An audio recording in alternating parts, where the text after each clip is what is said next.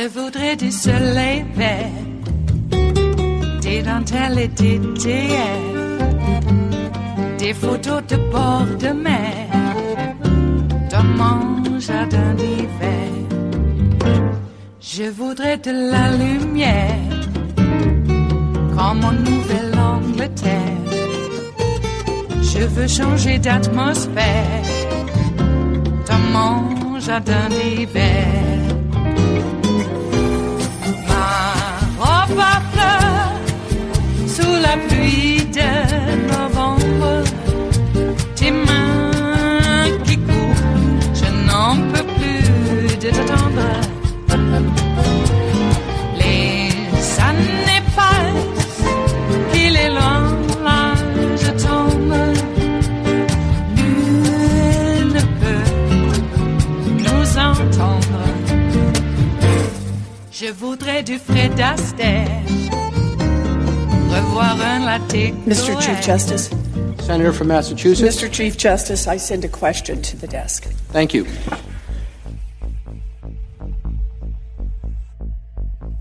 The question from Senator Warren is for the House managers.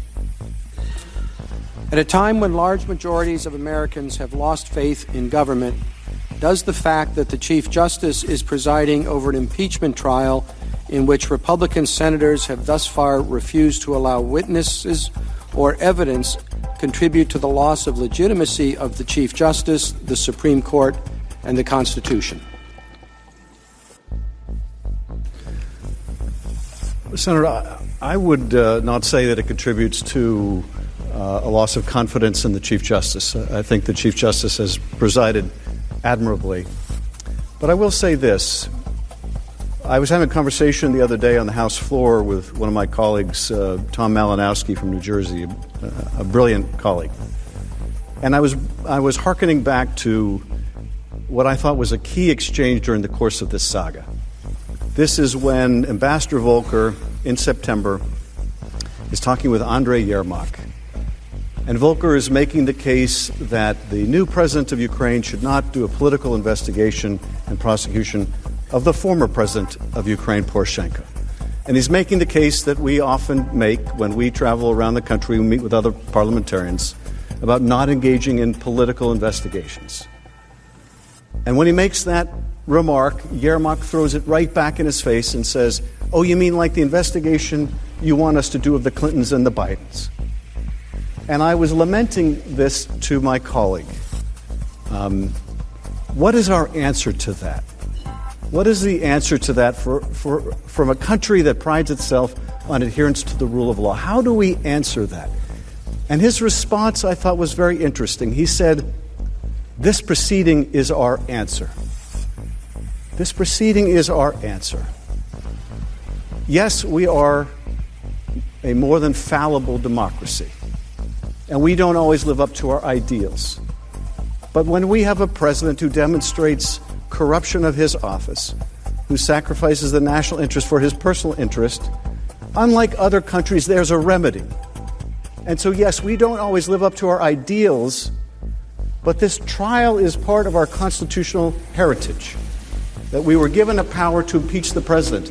I don't think a trial without witnesses reflects adversely on the Chief Justice. I do think it reflects adversely on us. I think it diminishes the power of this example to the rest of the world.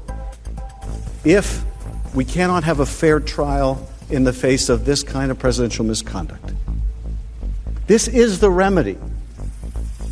This is the remedy for presidential abuse. But it does not reflect well on any of us if we are afraid of what the evidence holds. If this will be the first trial in America where the defendant says at the beginning of the trial, if the prosecution case is so good, why don't they prove it without any witnesses? That's not a model we can hold up with pride to the rest of the world. And yes, Senator, I think that will feed cynicism about this institution. That we may disagree on the president's conduct or not, but we can't even get a fair trial. We can't even get a fair shake for the American people. We can't, oh my God, we can't hear what John Bolton has to say.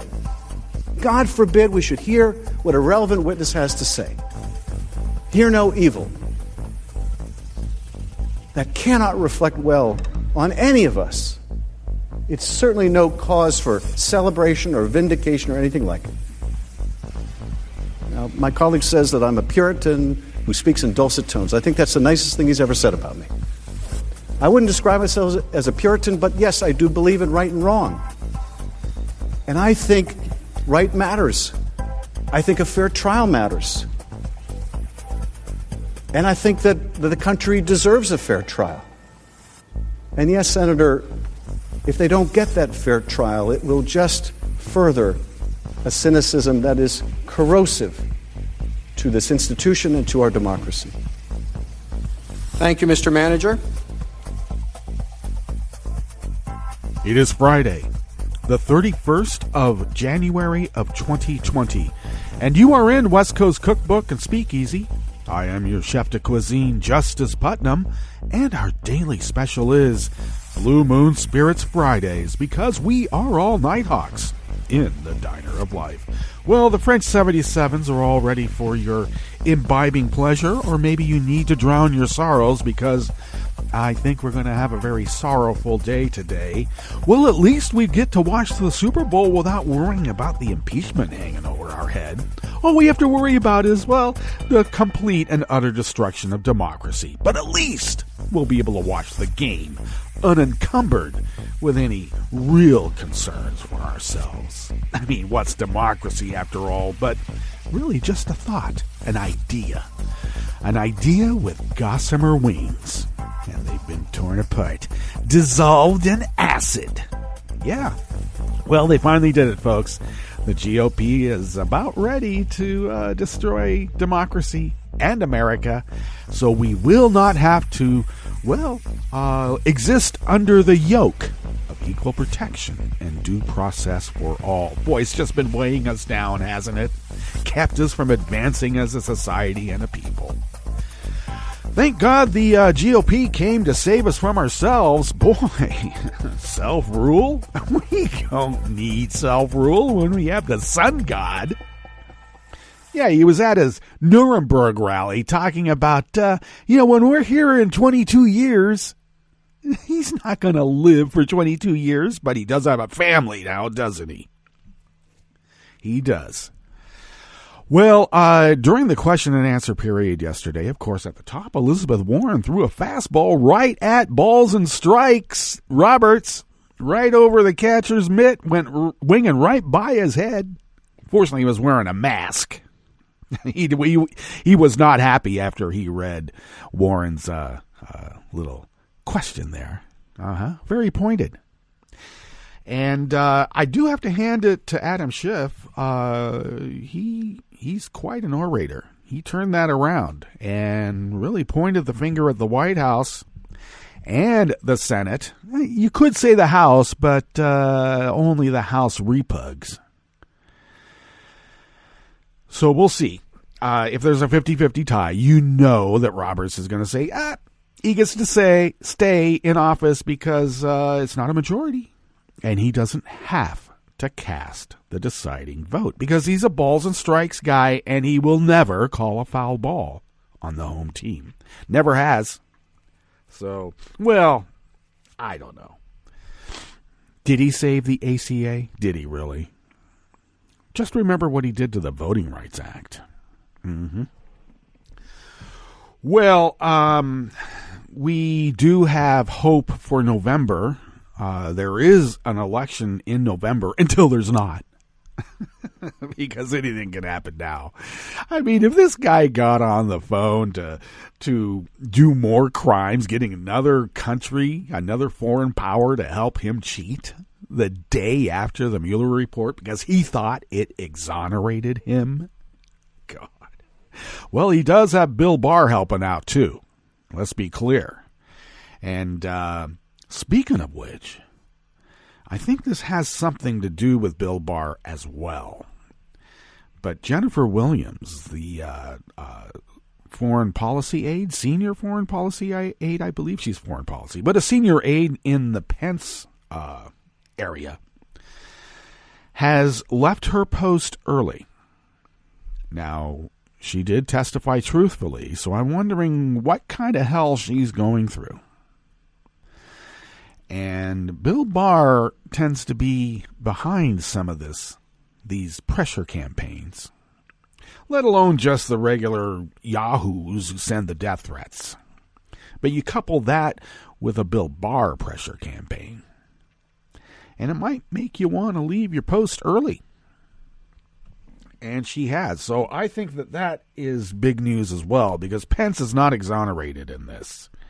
And you know why the GOP is going to exonerate, is going to destroy America, because they fear a President Nancy Pelosi, because after Pence goes down, she is the president. And they will destroy America, everything that it stands for, because, well, we can't have that now, can we? We are in the age of impeachment now, according to them. Well, yeah, they impeach over the most obscure, idiotic things. And then, condemn any oversight against them. But back in the day when they called themselves Soviet fighters, I suspected, and rightfully so after all this time since it's been proved out, it was all pandering. They were taking the Soviet model and adopting it for themselves because it worked for a long time. It worked a long time for the Soviets, I mean to say. And it apparently is working damn well for the GOP. We had a Soviet-style show trial. Can't even call it a trial. Kangaroo court, more like it. And lie after lie, and Russian propaganda after Russian propaganda, and they're called out on it, and they come back up and they double down on the lie. And John Roberts sat there not like a potted plant, but like a Vichy collaborator. The whole of the GOP are Vichy collaborators, and we need to wrap our heads around that. They are part of the problem, not part of the solution. They have been infected with the Covfefe virus. Yeah, the Covfefe virus. And I think we need to quarantine them. But no, we'll play the game by the rules. Orderly succession of power. The orderly succession of enacting the enabling acts. And we'll hand over our government to the sun god. What's on the rest of the menu here in the Bistro Cafe of West Coast Cookbook and Speakeasy? Well, Justice Gorsuch. Yeah, let's get that guy's name out. Justice Gorsuch wants to strip power from lower courts to help Trump. He hates judges. He keeps saying it. Can you believe we have judges? Twitter and Pinterest are taking the babyest of steps in a crackdown on voter misinformation. Just baby steps, but at least it's baby steps. And the chair of the Harvard Chemistry Department, charged with lying about his links to China, is released on a $1 million bond. After the break, we then move to the chef's table, where Norwegian police raided the office of an international shipping company for exporting hazardous waste. And as forests burn around the world, drinking water is at risk. All that and more on West Coast Cookbook and Speakeasy. Bon appetit.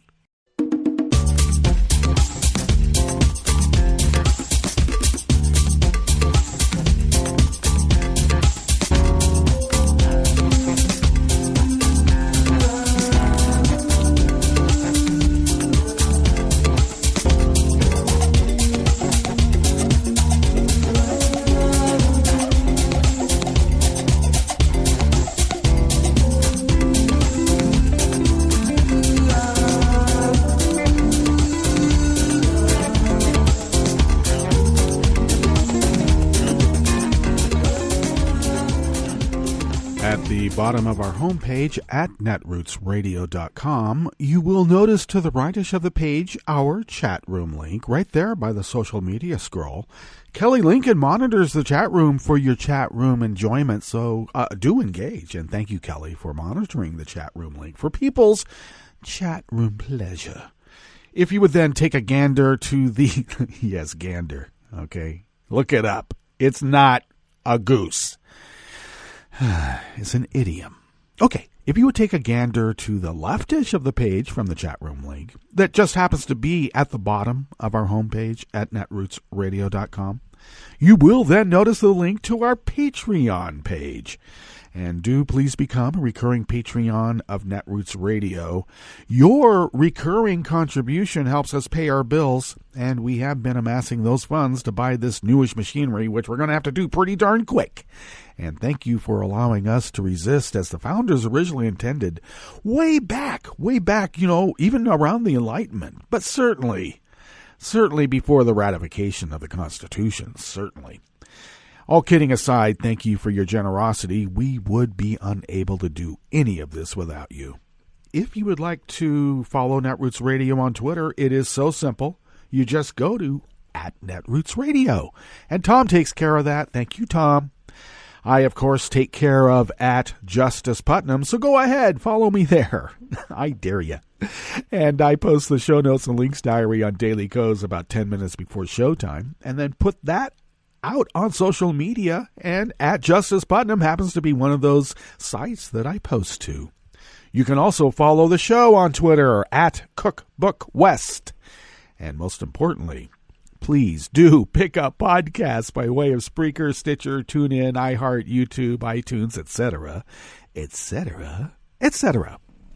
I guess I should mention, like, if there's any sort of voting or rating or whatever, rate the show and push it up in the search list. I never say that. I mean, I purposely put it in the W's.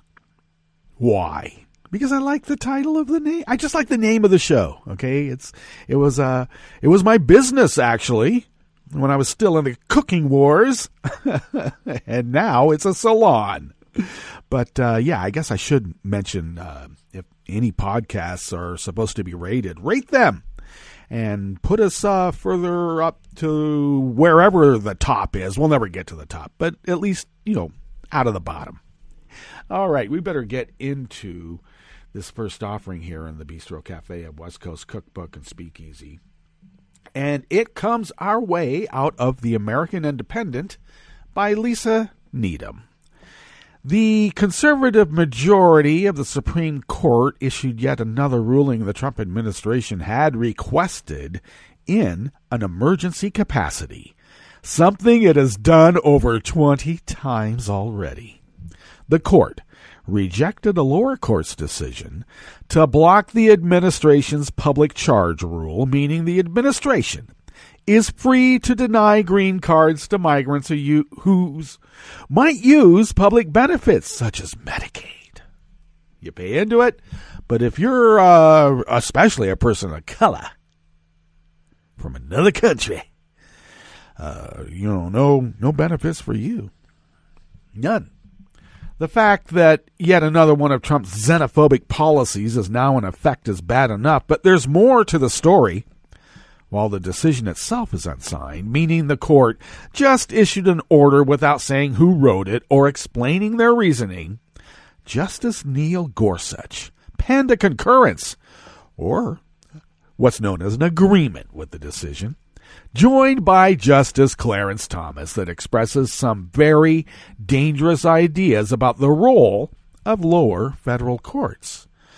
Yesterday Philbin was going on and on and on about how these district courts made these decisions and how dare we follow the decision of a judge. We can't have these national injunctions. These lower courts, they're just lower. And yet at the same time, they don't want the Supreme Court Chief Justice to make a decision either. Funny that.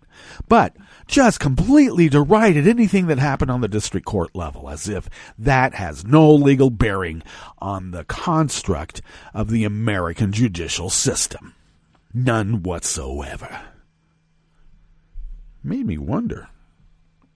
In the concurrence, Gorsuch does not have much to say about the actual public charge rule. Instead, he uses it to complain about what he sees as the real problem. Quote, the increasingly common practice of trial courts ordering relief that transcends the cases before them. End quote. Oh, you mean something called precedent? A court issuing a decision that might set precedent? How dare a court do that? How dare they? What Gorsuch and Thomas are mad about are nationwide injunctions where a lower court stops a federal law from going into effect across the country while litigation proceeds. A nationwide injunction typically occurs when a plaintiff, the person bringing the case to court, sues to block the law before it starts. Now, I'm sorry that Lisa Needham here has to explain the most basic aspects of how our government works, since very few know about it. I would think that my audience does, so I apologize. It may seem patronizing, it may seem pandering, it may seem that that Lisa and I may be talking down to you. We're not. She is writing this so that people who have never taken a civics class yet vote and proffer opinions about the state of the American system with no knowledge about how we got here. She has to explain the basics. This is where your belly button is. This is where your index finger is. Because a lot of people just don't know. Back to the article at hand. Though concurrence doesn't have the force of law, Gorsuch is laying down a marker.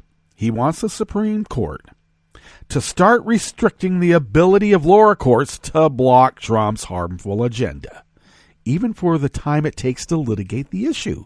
That way, the administration can continue to foist laws on the American people even while lower courts are still determining whether those rules are constitutional. Gorsuch makes clear that the conservative-controlled court is interested in finding a way to stop national injunctions from happening. That may very well be because many of Trump's proposed laws and rules, such as the transgender military ban and the travel ban, faced nationwide injunctions. Lower courts don't issue nationwide injunctions just for the fun of it or to overreach. Rather, courts issue them when a case is a matter of national concern, and having differing laws across the country will create a problem. The trouble comes when you have federal laws that are meant to affect a large group of people, particularly when those federal laws take away a right or privilege, and that was the case with the travel ban and the transgender military ban. Gorsuch laments in the concurrence that there are too many different rulings from lower courts as plaintiffs sue the government over the public charge law in a number of different locations. He notes that there were some rulings for the government, some against, and then there was a nationwide injunction against the rule issued in a federal district court in New York, and how dare the courts make a decision. In protesting this nationwide injunction, however, Gorsuch undercuts his own argument. Had a nationwide injunction preventing the rule from taking effect been issued earlier, it would have avoided the patchwork of earlier rulings of which Gorsuch complains. Take the military trans ban, for example, in 2017. In July of 2017, apropos of nothing, Trump tweeted out a policy barring transgender individuals from serving in the military. A massive amount of litigation ensued, with lower courts, including the U.S. District Court for the District of Columbia and the U.S. District Court for the Central District of California, issuing injunctions barring the transgender ban from taking effect. In this instance, a nationwide injunction requested by the transgender plaintiffs, who were either current members of the military or wished to join the military, was absolutely critical. It would have been unworkable to allow transgender people in D.C. and California to enlist in the military while barring people from other states, for example, particularly as litigation was still continuing. Imagine a situation where a transgender soldier was denied the right to enlist when they lived in Arizona, but upon moving to California was allowed to enlist. Transgender people would be allowed to serve depending on what court's ruling affected their state, even though the laws and rules related to the military are federal in nature. I mean, that's just common sense, right? But if you have no grounding in civics, American history, or government, what is common sense? Now, the same is true of the public charge rule. Without a nationwide injunction, a situation could arise where an immigrant who decided to enter the United States in California, where the rule was initially blocked, could enter the country there and be eligible for federal benefits like Medicaid. But an immigrant who entered in Texas, where no injunction was sought, would be blocked from those same benefits. In other words, people who are otherwise situated under the same law, immigrants who need federal benefits, would have been treated differently based on where they entered the country. Equal protection and due process. Gorsuch, however, writes the nationwide injunctions are patently unworkable because they sow chaos for litigants. When both sides have to rush from one preliminary injunction to another, his concern appears to be that both sides cannot fully develop their arguments. That argument might hold a little more weight if Gorsuch, along with the rest of the conservative wing of the court, were not so eager to rush things along just so Trump gets his way. The Trump administration and the conservative majority of the Supreme Court are mostly concerned with letting the administration do whatever it wants. That's why they have granted the administration what is known as emergency or extraordinary relief a shocking number of times. As University of Texas School of Law professor Stephen Vladek has written, Trump's repeated demands for extraordinary or emergency relief far outstrip his predecessors. Well, he's number one. No other president has done what he's done. In 2018 alone, the Trump administration went to the court and demanded extraordinary relief in cases related to the census, environmental rules, DACA, and the transgender military ban. When George W. Bush was in office, his Justice Department did it only 5 times in 8 years. Under Obama, the DOJ did it only 3 times. But the current administration has already requested stays on 20 occasions in the first 3 years of Trump's term, and the public charge ruling marks the 10th time in 3 years the court has granted this administration extraordinary relief and stopped a lower court's decision from taking effect.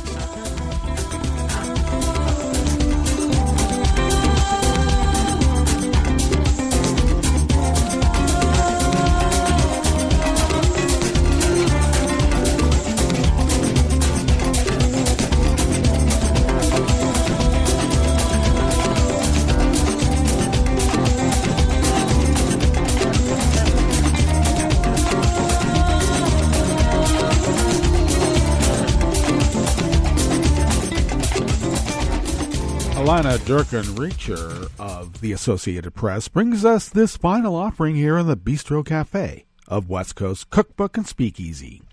A Harvard University professor charged with lying about his role in a Chinese talent recruitment program was released from custody yesterday, Thursday, and ordered to post a $1 million cash bond.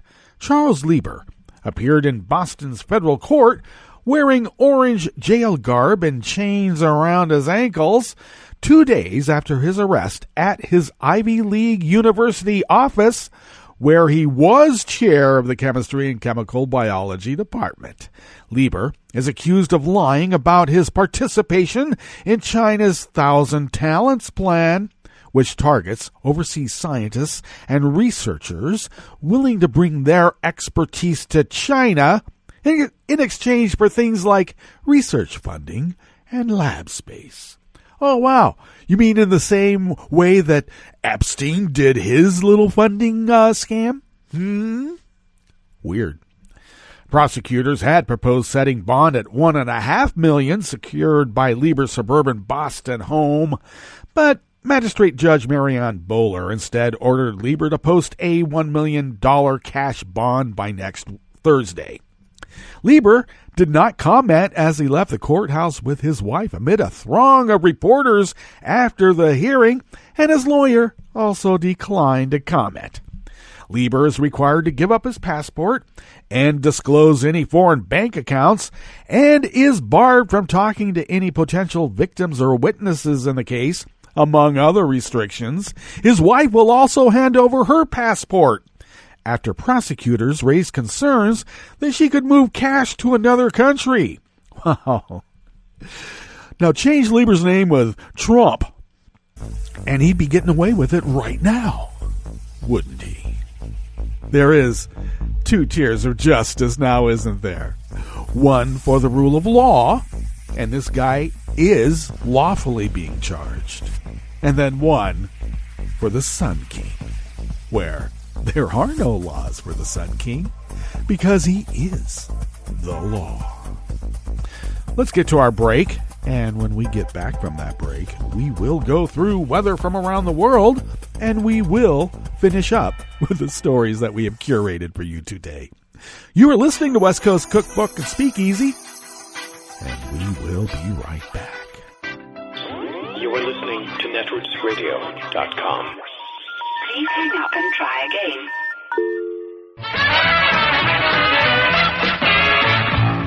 From a point at sea to the circles of your mind, a new force is at work for planetary transformation.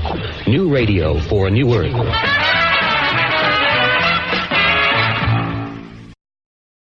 This is Take Two Movie Review. I'm Clinton Johnston. This week, Mercy, Mercy Me. Just Mercy, directed by Destin Daniel Cretton and co-written by Cretton and his writing partner Andrew Lanham, is an unfortunate example of a catch-22 in the Hollywood movie system. Let me explain. For many actors, you want to do a movie like this one. A quiet, moving film about real people where you get to do that old-school Oscar acting. A film where small people deal with big issues that are serious and vital and relevant now. A film where you have to be heroic without guns, superpowers, or killer combat skills. A film that means something. A film that is something. And you've got to do the work to get there. You've got to do the blockbusters, the bro comedies, the horror flicks, and the movies for boys 14 to 18 to get to the spot where you're big enough to call your own shots. The problem is, once you're that big, it's hard for me to see you do something small. You're not a young black attorney straight out of Harvard setting up legal services to get wrongly condemned people off of death row in Alabama. You're Michael B. Jordan, one of the most gorgeous men on the screen today. And you're not a local activist risking physical harm and social ostracism to be the clinic's office manager. You're Brie Larson. I mean, you were just Captain Marvel, the cool one. And you're not a small-town black lumberman convicted of a murder you didn't do. You're Jamie Foxx in a couple of bad wigs. Sorry, it's true. Good movie, earnest performances, bad wigs. I don't know, maybe this problem is not just Mercy's or Hollywood's, but mine. Maybe I've gotten soft from too many films where when you're oppressed, it's a fist to the face or a sword through the gut. Mr. McGee, don't shred my civil rights and traumatize my family and community with your stubborn bigotry and institutional racism. You wouldn't like me when you shred my civil rights and traumatize my family and community with your stubborn bigotry and institutional racism. You know? This has been Take Two Movie Review. I'm Clinton Johnston. Catch up with us at TakeTwoMovieReview.com and feed us back on our page on YouTube.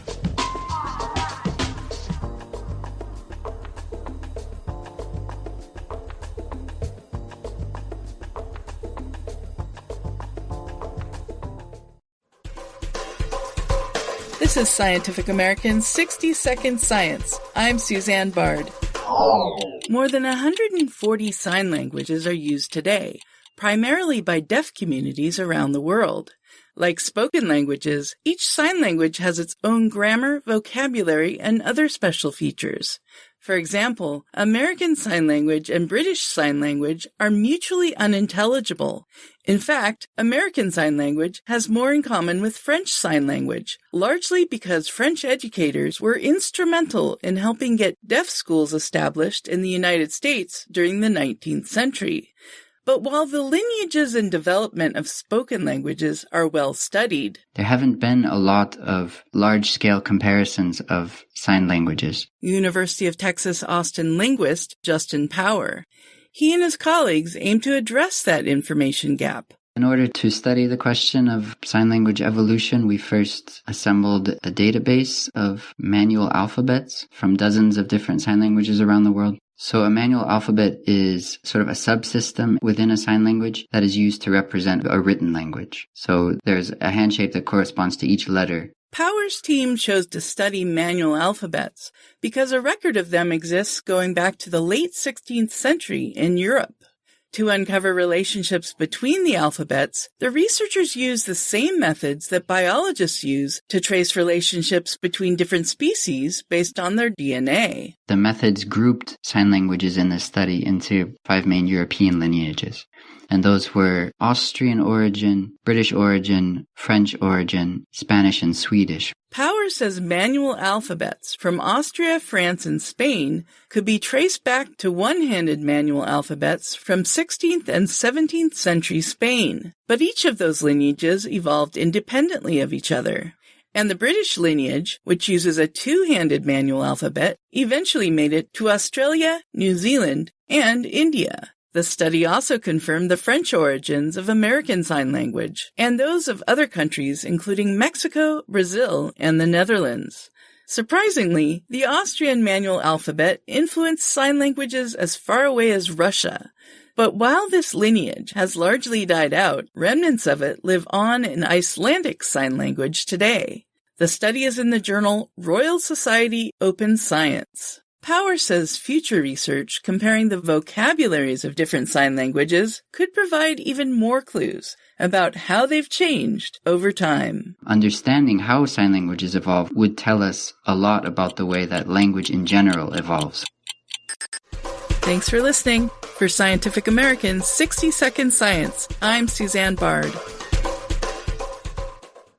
Hi, I'm Tom Hartman, and since you're listening to netrootsradio.com, show your progressive side and go to the donate button on the bottom of the homepage. It's progressives like you who power Netroots Radio and keep the progressive message beaming everywhere 24 hours a day. Just go to our donate button at the bottom of netrootsradio.com. Thank you for keeping progressive radio at full power.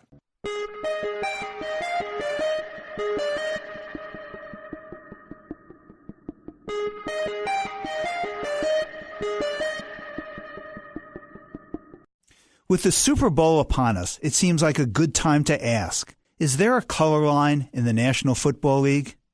I'm Lily Ledbetter, and this is a Civil Liberties Minute with ACLU attorney Bill Newman. 2 data points. First, in the National Football League, there are 32 teams. Second, 3/4 of the players, 75%, are black. 32 teams means 32 general managers, only 6 of whom are black. 32 teams means 32 head coaches, only 4 of whom are black. 32 teams means 32 offensive coordinators, the best career path to a head coach's job, and only 2 of them are African Americans. 32 teams means 32 owners, only 2 of whom are people of color. The representation of people of color in top front office jobs is 11%. And the NFL, unfortunately, reflects corporate America as a whole, where among the 500 chief executives of the Fortune 500 companies, 0.8% are black. Title VII of the Civil Rights Act of 1964 prohibits discrimination in employment on the basis of race, color, national origin, religion, or sex. But more than 55 years after its passage, the promise of Title VII too often remains illusory. The Civil Liberties Minute is made possible by the ACLU because freedom can't protect itself. I'm Rick Smith, and this is Labor History in 2. On this day in labor history, the year was 1865. That was the day the United States Congress passed the 13th Amendment to the Constitution, abolishing slavery. President Abraham Lincoln had already issued the Emancipation Proclamation, but there was worry that the proclamation, an emergency wartime measure, would not stand up in the courts after the war had ended. The introduction of the amendment first occurred in 1864 as the Civil War raged on. That meant that only Northern legislators were present to debate the issue. Despite this, the amendment failed to pass the House of Representatives. Determined to ensure its passage on the second try, President Lincoln made the amendment part of the National Republican platform for the presidential election. He lobbied heavily for the bill and was able to win enough support for its passage. The New York Times described the scene after the vote in the House of Representatives, writing, "No attempt was made to suppress the applause, which came from all sides, everyone feeling that the occasion justified the fullest expression of approbation and joy." The final amendment read, "Neither slavery nor involuntary servitude, except as a punishment for crime whereof the party shall have been duly convicted, shall exist in the United States or any place, subject to their jurisdiction." The amendment then had to be ratified by 3/4 of the states. The ratification marked a fundamental change in the labor system of the United States. No more would the nation be divided by free labor and slave labor laws. Kentucky did not officially ratify the 13th Amendment until 1976, and Mississippi did not follow until 1995. Like what you hear? Check out more at laborhistoryin2.com.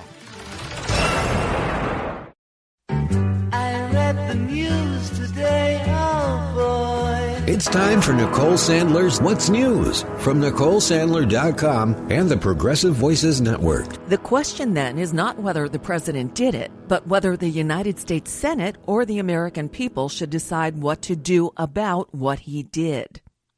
That's a direct quote from a statement issued in 15 parts Thursday night on Twitter by retiring Senator Lamar Alexander.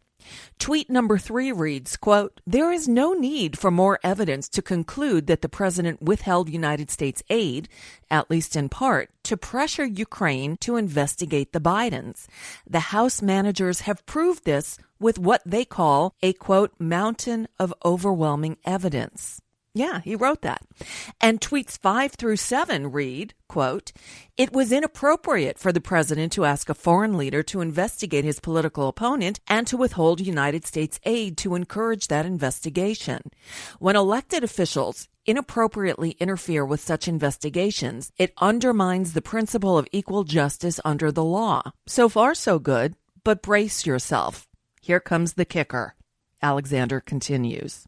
But the Constitution does not give the Senate the power to remove the president from office and ban him from this year's ballot simply for actions that are inappropriate. And with that statement, it looks like it's all over but the crying. Moments after Alexander let his views be known, Senator Susan Collins announced she's voting yes, of course, after it no longer helps. A 50-50 tie is still possible if Senators Mitt Romney and Lisa Murkowski both say yes. Although Democrats have floated the idea that Chief Justice John Roberts should break a tie, it's unlikely he'd do so. Congressman Adam Schiff, the lead House impeachment manager, floated one last idea to mollify the critics who said allowing witnesses would take too long. We'll make an offer to opposing counsel who have said that this will stretch on indefinitely if you decide to have a single witness. Let's cabin the depositions to 1 week. In the Clinton trial, there was 1 week of depositions. And you know what the Senate did during that week? They did the business of the Senate. The Senate went back to its ordinary legislative business while the depositions were being conducted. You want the Clinton model? Let's use the Clinton model. Let's take a week. Let's take a week to have a fair trial. You can continue your business. We can get the business of the country done. Is that too much to ask in the name of fairness? That we follow the Clinton model, that we take 1 week? I mean, are we really driven by the timing of the State of the Union? Should that be our guiding principle? Can't we take 1 week to hear from these witnesses? I think we can. I think we should. I think we must. So the second of 2 days of questions from the senators to the House managers and Trump's legal team had a few moments worth noting. Early in the day, Senator Rand Paul repeated his attempt from the day before to enter the name of the alleged whistleblower into the record. And for the second time, Chief Justice Roberts shut him down. Mr. Chief Justice. Senator from Kentucky. I have a question to present to the desk for the House Manager Schiff and for the President's Counsel. The presiding officer declines to read the question as submitted. And later in the day, Senator Elizabeth Warren's question prompted a stare down from Roberts. Perhaps she hit it a bit too close to home. The question from Senator Warren is for the House managers. At a time when large majorities of Americans have lost faith in government, does the fact that the Chief Justice is presiding over an impeachment trial in which Republican senators have thus far refused to allow witnesses or evidence contribute to the loss of legitimacy of the Chief Justice, the Supreme Court, and the Constitution? And here we are at Friday. The chamber gavels in at around 1 p.m. We'll move to 4 hours of debate on whether to call witnesses or request new documents. That motion should come to a vote at around 5 or 6 p.m. Eastern. If the witness vote fails, as it's apt to do, more discussion will happen, then a vote on whether to proceed to the final vote. That motion is amendable, so Democrats might want to try to force through some tough votes. Then, once they get past the motion to go to a final vote, they'll proceed to a final vote. This will be a very late night. Stay tuned. Meanwhile, across the globe, at 11 p.m. local time in Great Britain, 6 p.m. Eastern time, the European Union will shrink from 28 members to 27 as the United Kingdom officially leaves the bloc 3.5 years after voting to do so. After meeting with his cabinet, British Prime Minister Boris Johnson is expected to deliver an address to the nation shortly before departure and argue that Brexit is not an end of times, but rather, quote, a moment of real national renewal and change. Actually, not much will change in the first year anyway. The UK and the European Union will continue to trade under the bloc's rules through an 11-month transition period, during which the two sides will negotiate new agreements on trade and security. Those talks are scheduled to begin in March. Closer to home, the House of Representatives on Thursday voted to curb Donald Trump's authority to order military operations in Iraq. The House repealed the 2002 Iraq War authorization in a mostly party-line 236 to 166 vote. The Trump administration had used the authorization to justify his order for the drone strike that killed Iranian General Qasem Soleimani in Baghdad. Well, you should recall that Democrats last year won control of Virginia's government, and they're making good on their promises. The Virginia House of Delegates on Thursday passed 7, count them, 7 gun safety bills. The new measures address universal background checks and substantial risk protective orders. They limit the number of handgun purchases by one person to 1 per month.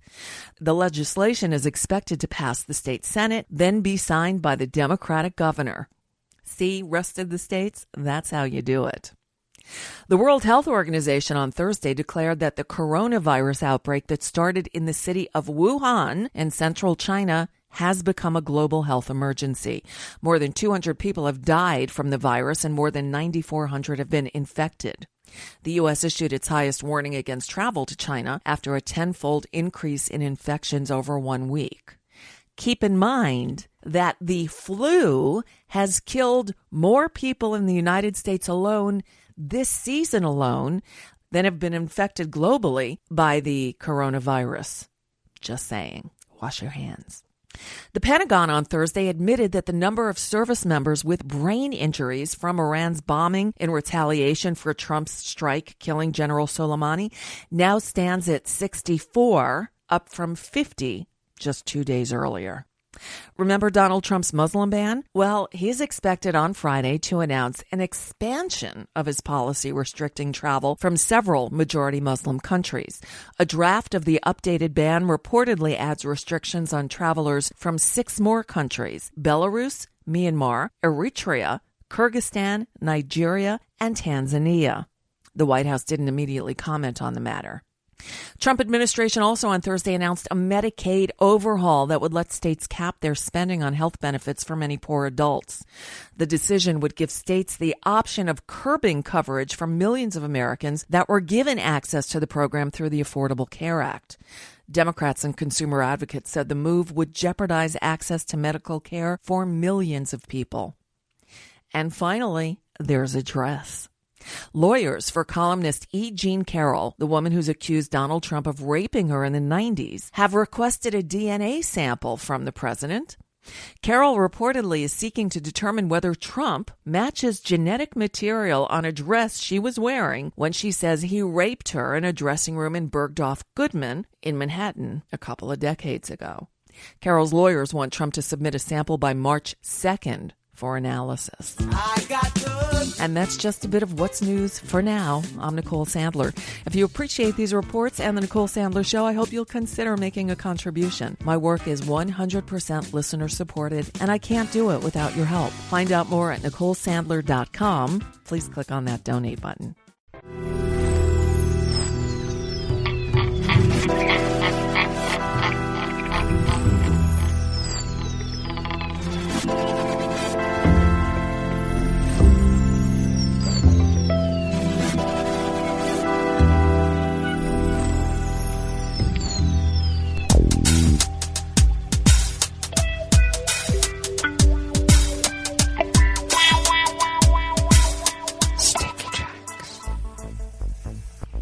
Thank you for accompanying us here to the chef's table at West Coast Cookbook and Speakeasy, Blue Moon Spirits Fridays, because we are all night hawks in the diner of life.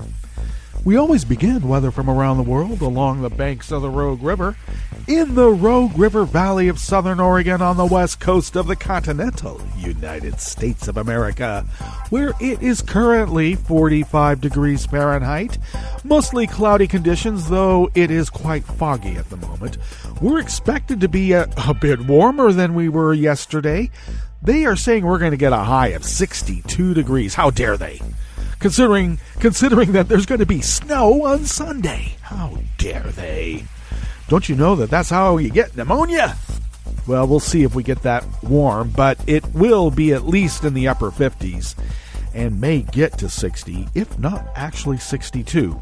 Winds are light and variable and will remain so all day and until tonight, when they will increase to 5 to 10 miles per hour out of the south-southwest. They're light and variable out of the south-southwest currently. Overnight lows in the mid-40s.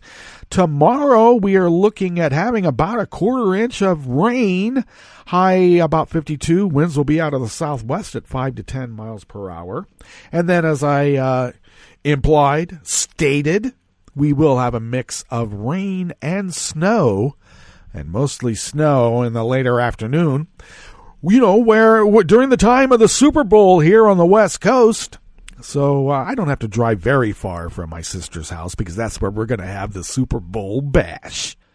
Pollen is rated at none. The air quality index is good at 20 parts per million. And the daytime UV index will be low at 2. Barometric pressure is falling at 30.33 inches. The visibility, as I implied about how foggy it is down to 2 miles. And relative humidity is at 94%. Yeah, we're drying out. Sure we are. Weather from around the world is brought to you by people's personal weather stations that they purchased. These people purchased personal weather stations somewhere on their property, and these people positively live around the world. London is 55 degrees and cloudy. Paris is 58 and cloudy. Rome is 58 and mostly cloudy. Kyiv is 35 degrees with light rain. Kabul is 29 degrees and fair. Hong Kong is 52 and clear. Tokyo is 40 degrees and clear. Sydney, Australia is 77 degrees and clear. San Francisco, California is 50 and mostly cloudy. And New York is 40 degrees Fahrenheit and cloudy. That is weather from around the world. brought to you by people's personal weather stations that they purchased. These people planted these purchased personal weather stations somewhere on their property, and these people positively live around the world.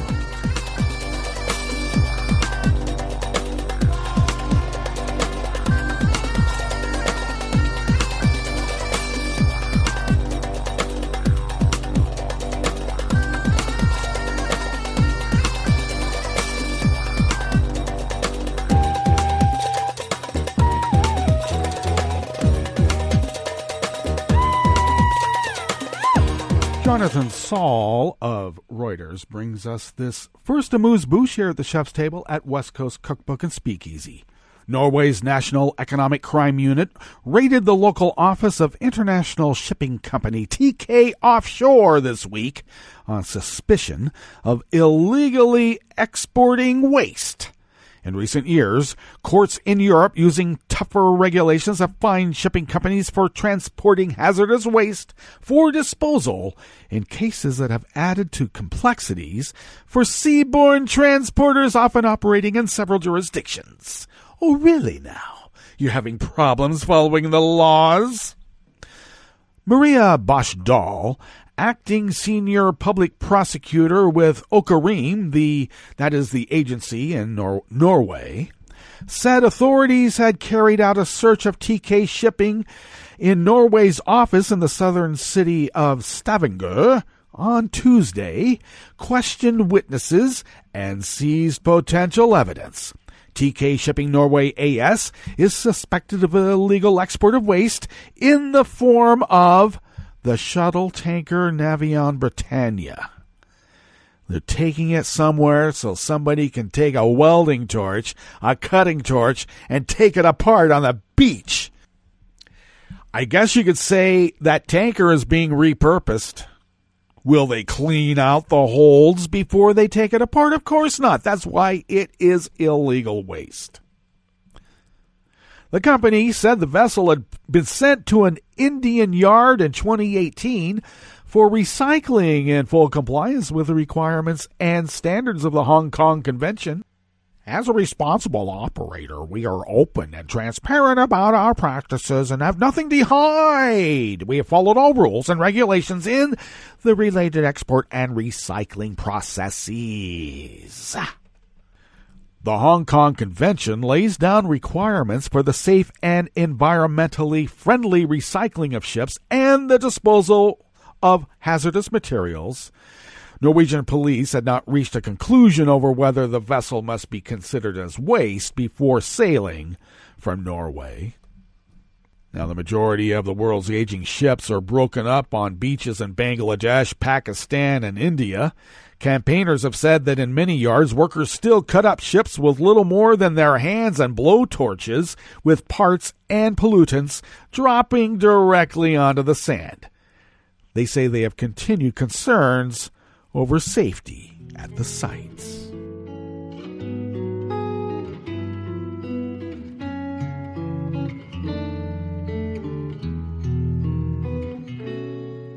Je te donne, c'est mon amour pour la vie entière. La promesse de me trouver à tes genoux. Aussitôt que tu m'appelles, rester toujours fidèle. C'est tout, c'est tout. Je te donne tous mes printemps, mes étés de mer. Mes automnes, quand les feuilles tombent partout. Si ce n'est pas une bonne affaire, je te donne tous mes hivers. Tammy Weber of the Associated Press brings us this final amuse-bouche here at the chef's table at West Coast Cookbook and Speakeasy in Australia's national capital of Canberra. Authorities are keeping a wary eye on burning forests and bushland, hoping a new water treatment plant and other measures will prevent a repeat of water quality problems and disruption that followed deadly wildfires 17 years ago. There have not been major impacts on drinking water systems in southeast Australia from the intense fires that have burned more than 40,000 square miles since September, but authorities know from experience that the biggest risk will come with repeated rains over many months or years while the damaged watersheds or catchment areas recover. And that is a problem throughout the whole world. Well, that brings us to the end of our broadcast period for the day and for the weekend. But we'll meet up on Monday for River City Hash Mondays. So do stay tuned to Netroots Radio all day and all night and all weekend for all the impeachment breaking news. And we'll meet up here on Monday, right here on West Coast Cookbook and Speakeasy. Bon appetit.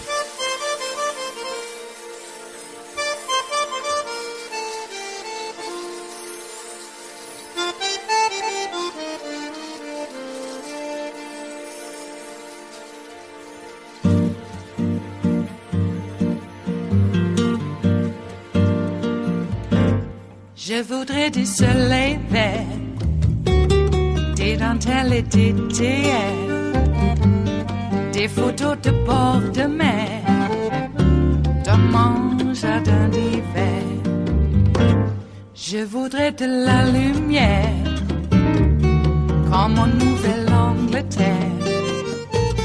Je veux changer d'atmosphère, dans mon jardin d'hiver. Ma fleur sous la pluie de novembre, tes mains qui courent, je n'en peux plus de t'attendre. Les années passent, qu'il est loin, l'âge tombe.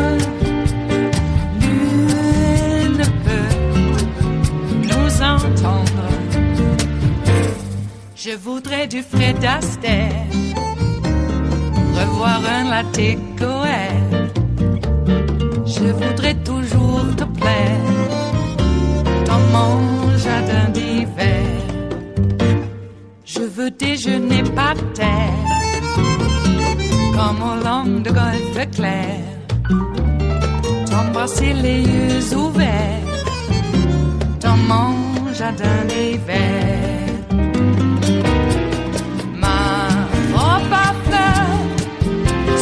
Pluie de novembre, tes mains qui courent, je n'en peux plus de t'attendre. Les années passent, il est loin, l'âge tendre. Nul ne peut nous entendre. Ba-da-da-dum-di-da-dum. Ba-da-da-dum-di-da-dum. Ba-da-da-dum-di-da-dum. Dans mon jardin d'hiver. Ba-da-da-dum-di-da-dum. Ba-da-da-dum-di-da-dum. Ba-da-da-dum-di-da-dum. Dans mon jardin d'hiver. Dans mon jardin d'hiver. Dans mon jardin d'hiver.